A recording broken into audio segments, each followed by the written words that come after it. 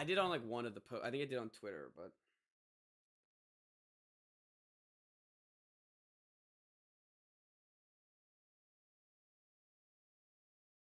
oh yeah, that might have been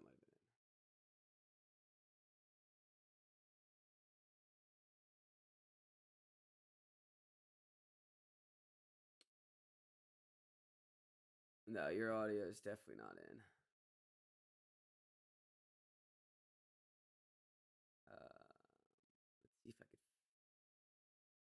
Let's see if I can figure this one out. All right, I should have figured that one out. You talking so that yeah, we're good. We're straight. No, we're straight. We're good. We're good. We're good. Okay, sure. Yeah, you can check if you want, but it's going through on my end. There I am. Yeah, we're good. Ooh, I do have a bellow. All right, screw the bellow, bro. Screw the bellow. We're gonna have to deal with I'll sit a little further from my mic, maybe. Turn my. Should I turn you down? Yeah, just turn me down like a little bit. That did like nothing. Maybe I can turn my headphones down.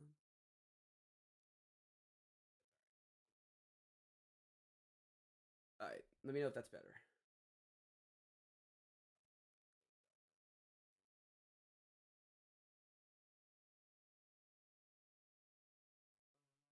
Sounds better on my end, so it should be better. This delay. It's really good podcasting. I know we're killing it today. I can't believe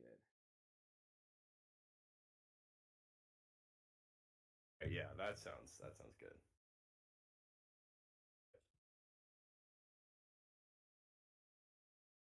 See how when I have the stream up, I get like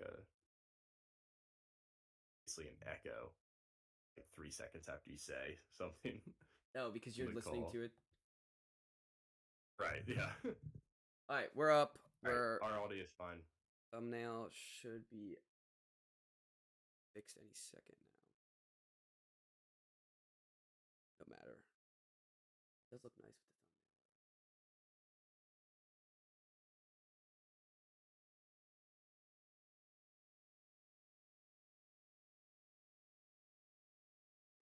All right, it's up there. It'll be up there.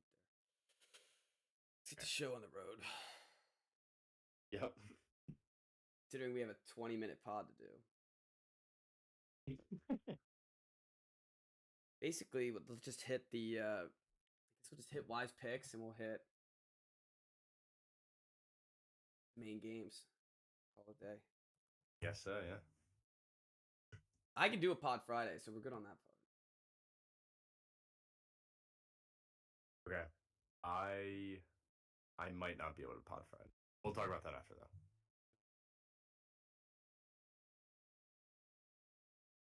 You went 0 for 3 today, this week? Yeah. And I went 3 for 3? Oh, did you actually? I think so. That over hit, right? That over did hit. Yeah, you went through. Well, there we go. One of us is back. I think that's kind of been. Oh, all right. That was a waste of material for a second. All right, we're gonna get started in 3, 2, 1.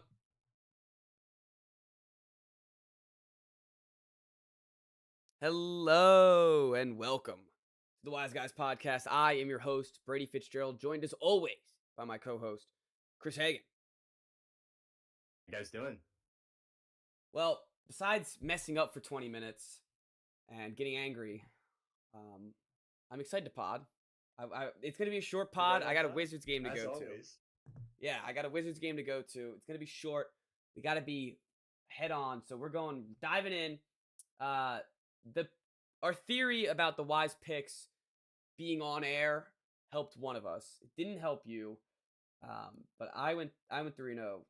Chris, not so hot. Is this your? Oh no, I was gonna say this your first 0-3 week, but no, that was week I had one week 2. Week 2. Yeah, but it's been a while. I loved all my picks. In all fairness, 2 of them were very close. We liked the picks a lot. I mean, we discussed them. We went through them. That's the new system, by the way. I love doing it like that. Yeah, let's just get him out of the way. Packers -4. What a heartbreaker that was.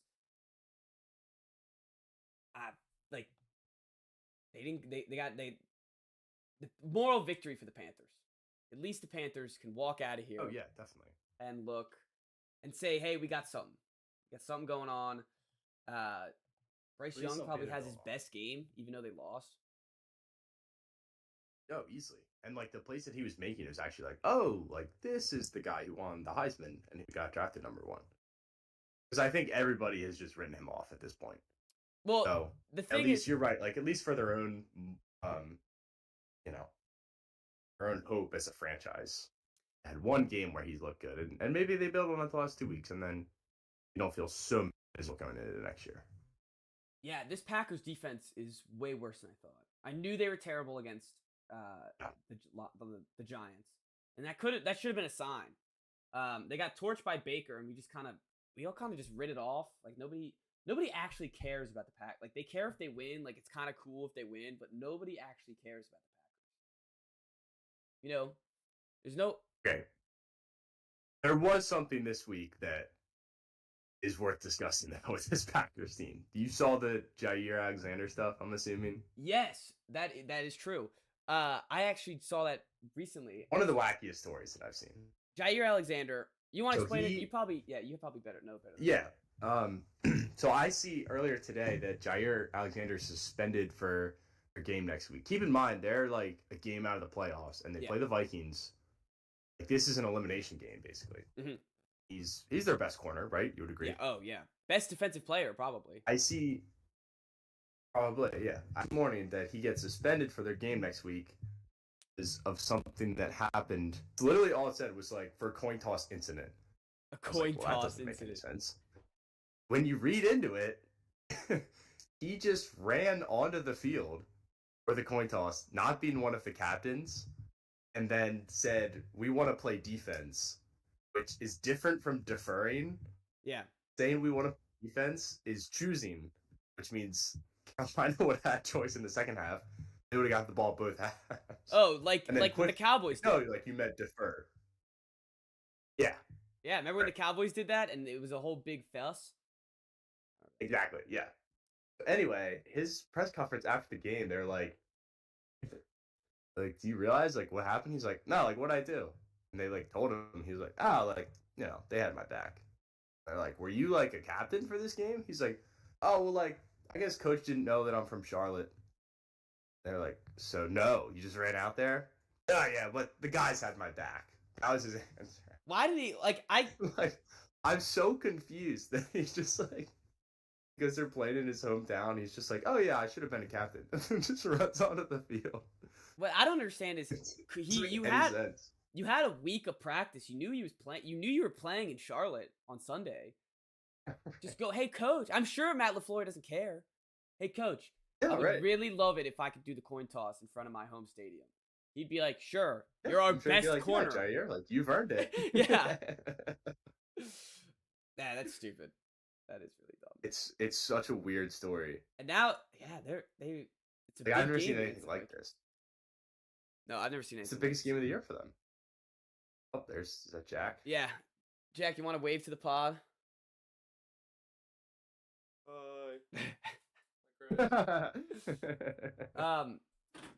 Yeah, that's a weird story, and it's one I wish we had more time for, but we got to keep this moving along. Good for the Panthers.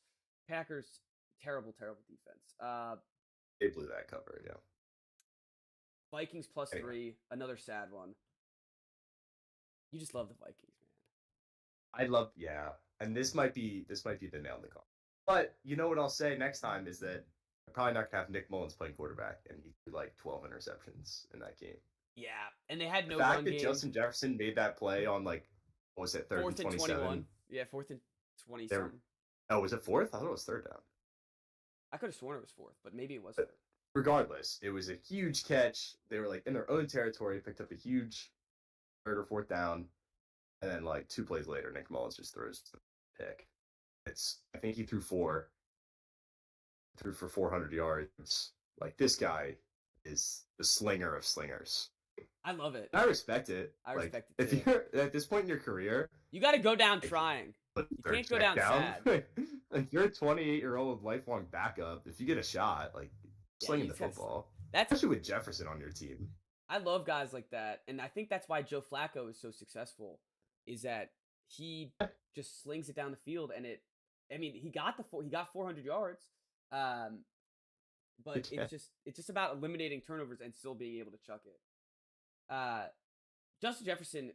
There's 3 guys in the league who can do that, basically. Yeah, Mahomes, Joe Flacco. I mean, even like Burrow and Allen turn the ball over. Flacco throws picks. Yeah, that's true. Flacco's I wish we had more time today to discuss. I feel like Justin Jefferson, because he got injured and because he's had terrible quarterbacks all year, the him versus Tua debate come next year is going to be fascinating. What do you mean? Like, just as the best wide receiver in the NFL. People sleep on Tyreek. Justin Jefferson because everyone just sees Tyreek Hill get all these plays. Yeah. No, that's true. I mean, but last year, like, he was the best last year, I think. Yeah, I'd say so. All right. Anywho, we gotta keep chugging along. Jets under the 1 point away. Ugh. Oh wait, no, never mind.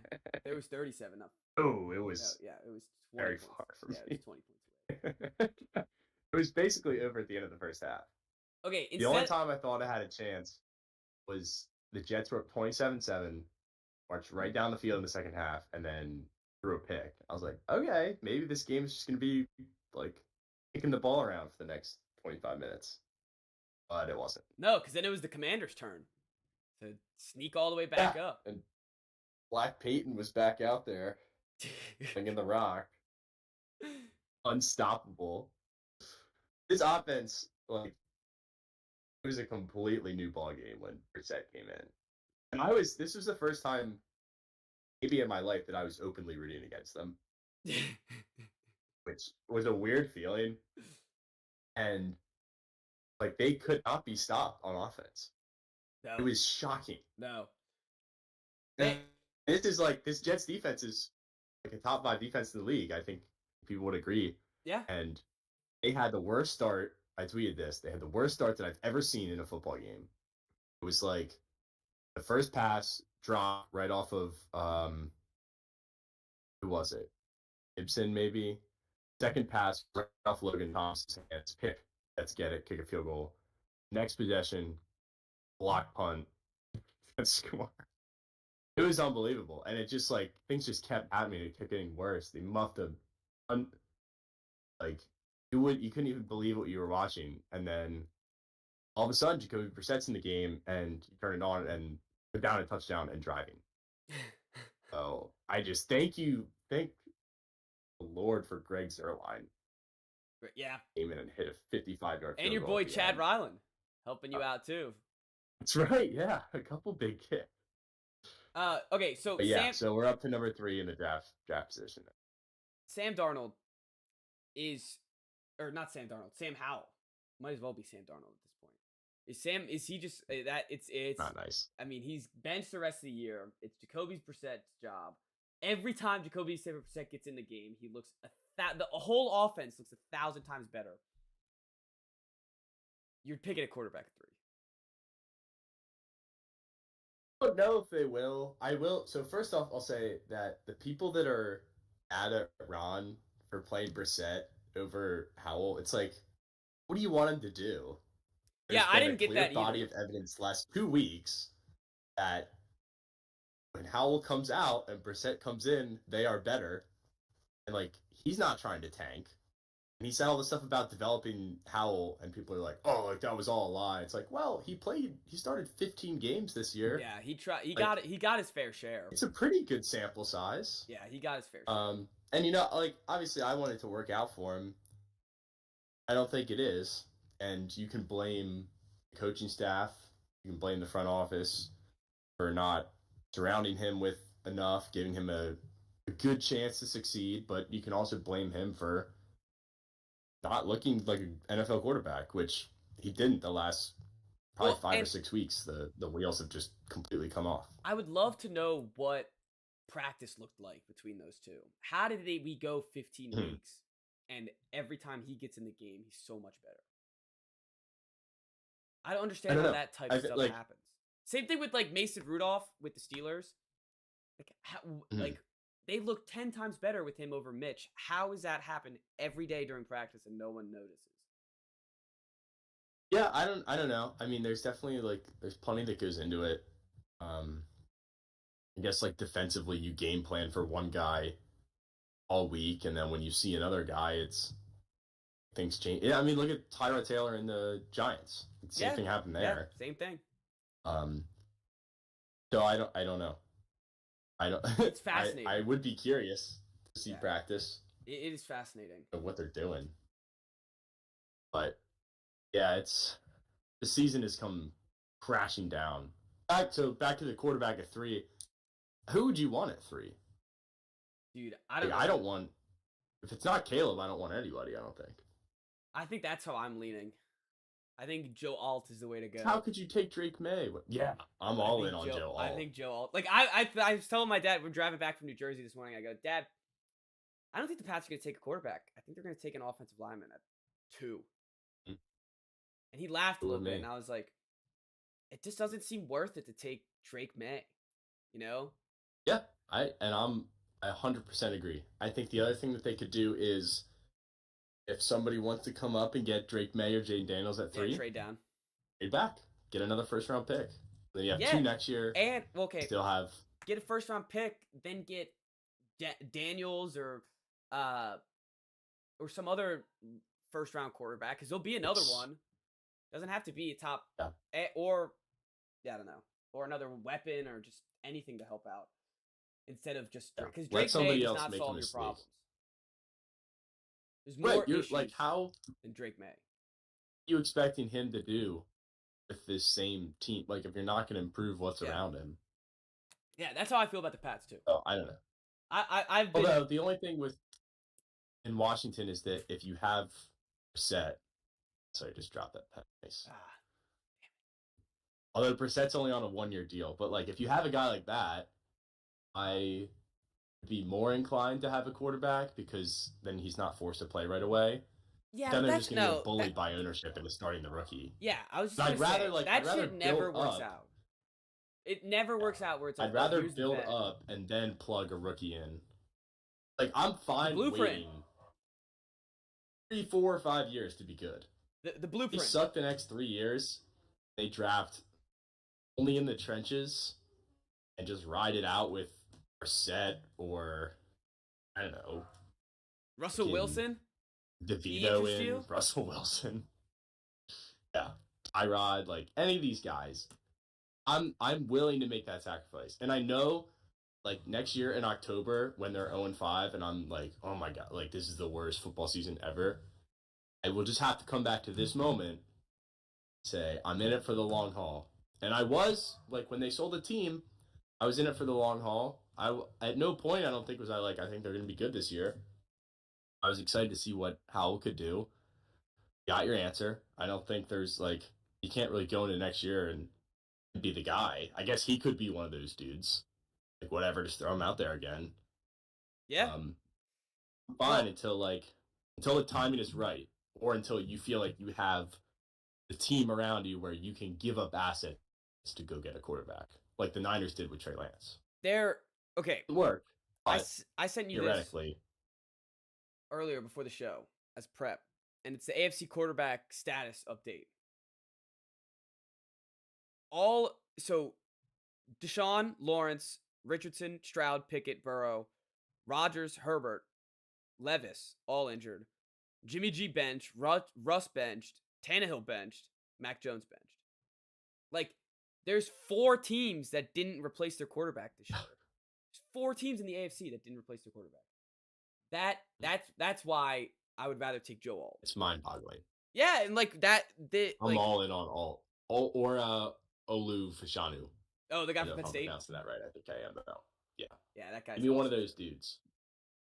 Absolute dudes on the left side. All right. I want that. That's what I would be more happy about that. Unless it's Caleb. I would take Caleb. I would take Caleb, too. What I'm worried about with Caleb Is there like I'm worried about I hate like everyone's the next guy since Andrew Luck. And Yeah. That's what I'm worried about with Caleb. But he has the intangibles. I think you're playing the odds. Yeah. And he has the best odds out of anyone in the draft. All right. We're moving on. We got months to talk about that. Yeah. Moving on. It's gonna be fun discussing. Especially we've never had both of our teams up this high. Oh yeah, it's gonna be real it's fun. It's basically like if we were in the Super Bowl. Yeah, but it's the loser bowl. The top 4 of the draft. We've become PMT. And we have months to talk about it rather than like 2 weeks. Yeah. So yeah, this is probably the best season that we've had. Oh, and for the show. There was some Commanders fans, or there was just a couple that were like, "Oh, now we're picking above the Pats." I was so close to being mean and tweeting like, "Well, good thing the Redskins are gonna pick the bum before the Pats." But I didn't want to be mean. If it's like Jane Daniels, I'm fucking kidding me. No, you guys are gonna take Drake May and then leave Caleb Williams right to us. It's gonna be Christian Gonzalez, Emmanuel Forbes all over again. Sure. All right. To remember, the guy who made that pick is going to be on the first train out of the city. Yeah, that's true. January 7th. All right. Why? What's he doing January 6th in DC? It's their last game. I think the 7th is their last game. Anywho. Maybe the former coordinator. Yeah, Del Rio will be hanging out. See what? This is completely off topic, but I think it's like a minor league hockey team in Cincinnati. They're having like a red out on January 6th, and they're like, no. January 6th, we paint the city red. No. And somebody's like, painting it what? Yeah. What day? What day are we doing this? All right. We gotta move. We gotta keep going. Keep chugging along. Browns -2. This was a dumb line. We were talking about it, like Case Keenum, Davis Mills. I didn't think Joe Flacco and Amari Cooper would break the Browns receiving record, but that happened. Amari Cooper. That was a Julio game, like when he had the 13 catches for 300 yards. Yeah. Like 11 for 265. 2 tutties. Nuts. Yeah, it's insane. Joe continues to sling it, and not only sling it, like he's blowing my mind how good he's playing. Absolutely saucing it. It's like he doesn't care about the interceptions either. No, he's just like I guess if you win game, nobody does. Well, and the best part is that he has his guys. He has Cooper and Njoku. Everyone else is just there. Yep. It's like if it's third down, he's looking at Cooper or Njoku, and honestly, it's the way to go. I'm all like I know we've talked about this plenty, but I really want them to go to the Super Bowl. I think I need to fly home and go to M&T Bank Stadium if Joe Flacco comes home. I think I gotta go. Flacco comes home. It would be one of the best stories that I've seen in the NFL. Well, and think about it this way: 38-year-old Flacco beats the Ravens in the playoffs as a Cleveland Brown. Yeah. And not only is he a the Cleveland Brown, it goes so much deeper than just Joe Flacco too, because the Cleveland Browns have been the old Cleveland Browns. Yeah, we're the Ravens. Moved to Baltimore. Yep. The new Cleveland Browns just get stomped into the ground every year by the Ravens. Yeah, it's poetic. It is poetic. I think it's too good to be true because he's way too good. It's Joe Flacco and he's 50 years old and it's Cleveland. And I don't think they're meant to have nice things, but it would be amazing. See, I think that too, and like I've been waiting for the clock to hit midnight on Joe Flacco, but it's been. I mean, and it bad will. teams, so it's like yeah, it's pretty far from midnight. I think it's true, and he's playing the Jets up next. Do you see the stupid Jets coach? His quote about Joe Flacco. I saw Flacco said something, but what did the coach say? Like, what prompted it? The coach said. He was like, "Oh, Joe Flacco, he's like an old pickup truck. During the summer, you don't really you're not the happiest with him, but come the winter times, that's when he starts purring." And I was like, "You guys went through Trevor Siemian and freaking Zach Wilson 4 times, and whoever the hell's Tim Boyle. Boyle.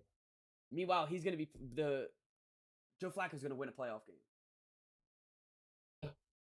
He's gonna kick your ass. Yeah, and he's gonna whoop the shit out of you right guys up, next Jets. week. Yeah, You're next. yeah. He's like the Grim Reaper meme when he's going from door to door. The last door is the Ravens. He's knocking. Just against like wounded NFL teams, though. Yeah, I know. Like, Yeah, he's like beating the Texans without Stroud, the Bears, the Jaguars with a hurt Trevor. The Jags are cooked.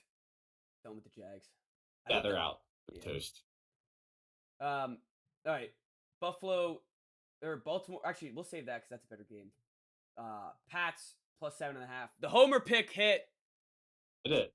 The homer pick hit. So you were happy about this. I saw your tweets. Yeah, I mean, it was cool to play spoiler. It was cool to and also when they were up by so much, I was like, all right, we can't blow it at this point. You can lose, but don't be embarrassing. That's how I've been this whole time. It's like, I'd rather lose, but I don't want to get embarrassed. Yeah, I don't want to get embarrassed. So the fact that they didn't let the comeback was nice. I mean, I don't think Zappy looked good. I know his numbers say he looked good, but he looked scared. No. He looked scared out there. Taquan Gordon got a catch and a carry today. Huge for the second round pick out of Baylor. For a total of 20 yards. Jalen Reagor had 2 catches. It was fun to see the defense work, and it was fun to get a win, I guess, on Christmas Eve. So I wasn't too mad about fun. Yeah, I wasn't going to be too mad about the draft stock. Like, I wasn't going to be a crybaby and be like, oh, we should have. And you weren't going to get Caleb, and you don't want May, so. Yeah. It's not one of those situations where, like, you beat the Broncos and now you miss out on Andrew. Yeah, we didn't miss out on Trevor Lawrence. The top guy anyway. Yeah, we didn't go from Trevor Lawrence to Zach Wilson. At least I hope. And the Panthers are looking frisky. You guys, when Jacoby Brissett's in, look frisky. So I do want to beat the Niners for what it's worth. That would be awesome. Not that I think that there's any. I don't know if I've told you this, but I will be at the game. Nice. Very cheap ticket about 3 months ago. Yeah, I think you did mention that a while ago. You get to see Black Peyton Manning. For a tailgate. It'd be awesome. What? You get to see Black Peyton Manning in person. Yeah, I never saw the real one in person. By chance. Back from the dead. Oh, and you're gonna see Chase Young's return. That'd be cool. That'd be a fun game. Hopefully. Yeah, I don't think it's gonna rain. Speaking. That's good. That's good. As long as the weather's okay. You see the Military Bowl today? Place was a mess. Speaking of the Niners, by the way, Ravens over 46.5. Got that too. I knew the Ravens were going to score a lot if they were going to win. What I didn't expect was Brock Purdy to have his worst game as a pro. I don't think anyone saw that coming. No, I mean, I said on the pod Friday that if we wanted to see a switch in the MVP, it was this game, and it's exactly what we got. You know, his odds went from minus 250 from the start of the game to plus 1,000. It's an insane swing. And you also see the guy who sold his ticket. Yes. He had like a couple $1,000 ticket on Purdy and sold it for over $100,000. That guy who bought it must feel like I'd watch. Oh yeah. That's like insanely depressing for that guy. Hopefully, the guy who bought it, that's just chump change to him, and it's not like salary. Is more than twice of my salary. I'll say that. Yeah, that's a lot. Anywho, Lamar he played very well. He had some great passing numbers. They weren't able to run as well as I thought they would on this defense, but when it needed to, he was able to run. And all they have to do is get ahead, and they're fine. Yeah, the Niners are not a comeback team. And it wasn't a 1-score game in the last 3 minutes. Like when they get up by 2 scores, are feeling good. Yeah. Oh, and that's how the Ravens have always been. Because they can control the football game. The way they play offense is a controlling style of football, not a comeback style of football. Shout out, exactly, yeah. Nelson Aguilar for giving me $10 on that touchdown. That was sweet. What, Prize Picks? No, it was just a straight touchdown score plus $9.50. $1 for 10. You pay $1. Bet $1 on Nelson. Huge win. Yeah, it is huge. I love Zay Flowers. He's been incredible for this team, and he really makes it like he's the wide receiver that they've been looking for a while. My buddy said that he's what they expected Hollywood Brown to be, and I could definitely see that. Him and Likely out there, it kind of changes the offense. Yeah, they have like a legit second tight end now. Yeah, I know, and he could be a first tight end. Andrews. Yeah, right. He could be a first tight end. I think they should still. I don't know if Ertz is like unhealthy, because I remember when he got cut by the Cardinals, people thought he was going to sign with the contender, Zach Ertz, but no, nothing has changed from him. He's never signed anywhere, so he'd be a great Raven though. That's what I'm trying to say. Okay. Lamar would love him. Yeah. So MVP wise, I guess that's how we'll wrap this episode up, really, because sadly we can only do our wise picks today because I got to go see Jordan Poole and Kyle Kuzma masterclass. But when looking at the MVP, Chris, what does it go like? It's Lamar for now? He's the favorite. By default, yeah. He's kind of the last man standing. Like literally, yeah. Last but good if quarterback he throws that has a 3 picks record next week, like then what happens? So, shout out Zach Baker, Big Bake. Didn't think you'd be hearing his name here, would you? But he has a ticket. I think we shouted him out before. We probably have, but he has a ticket for Christian McCaffrey MVP from before the season, and he had a good point. He said if Lamar has a bad game, and the Niners get right mainly off McCaffrey, it could go to him. Like it could happen. Honestly, it should. Like I think that team is not the Niners without Christian McCaffrey. And I also see why Lamar can be the MVP. Like I'm not trying to discredit him, but if we're giving it to a quarterback. If we have to give it to a quarterback, then sure, it's Lamar Jackson. But like Tyreek Hill and all these other arguments that we've been talking about, if we wanted to give the MVP to someone new that wasn't a quarterback, this is it. This is the year to do it. Just need one amazing Christian McCaffrey game. Oh, are you saying something? Not that, man. Hello? My connection just got... I think I'm back. Yeah, you're back now. You just bugged out for a minute. Did you hear what I was saying? I don't know what happened. Yeah, and like I think the year to do it. If we can like who's the last standing?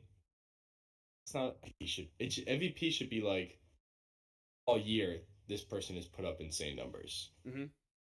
And it should be a debate of like who's having the more awesome season, not like, all right, well, I guess like who's the best quarterback on the best team.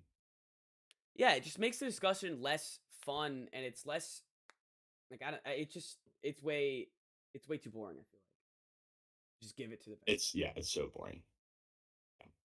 All right. I would love to see McCaffrey win it. Our voter, that's who I would vote for. That's what I would advocate for too. I try to get other people to see my point of view. All right. So we'll see. You never know. Yeah, and it takes. I mean, as you could tell from this game, it just takes one game, and that kind of makes me mad too. That it just takes one game. I get why it takes one game, but the fact that the whole season this guy was locked in for the MVP, or not the whole season, but for a good third. It's been like 2 weeks. Not even 30. Okay, all right, that's fair. He like just became the favorite for 2 weeks, I think. Like after the Eagles game, maybe. Because it was Yeah, Hurts. because it was Hurts. Yeah. And then Hurts put up a stinker. Yep.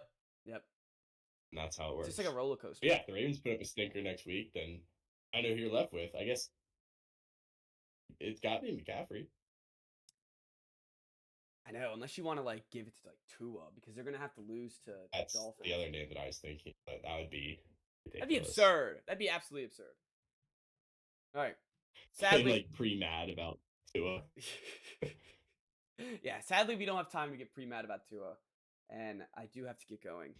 Or I know my brother's gonna come down here and start yelling at me. So thank you all for listening.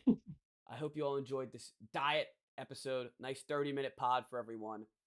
And we'll see everyone for a lengthier discussion later this week.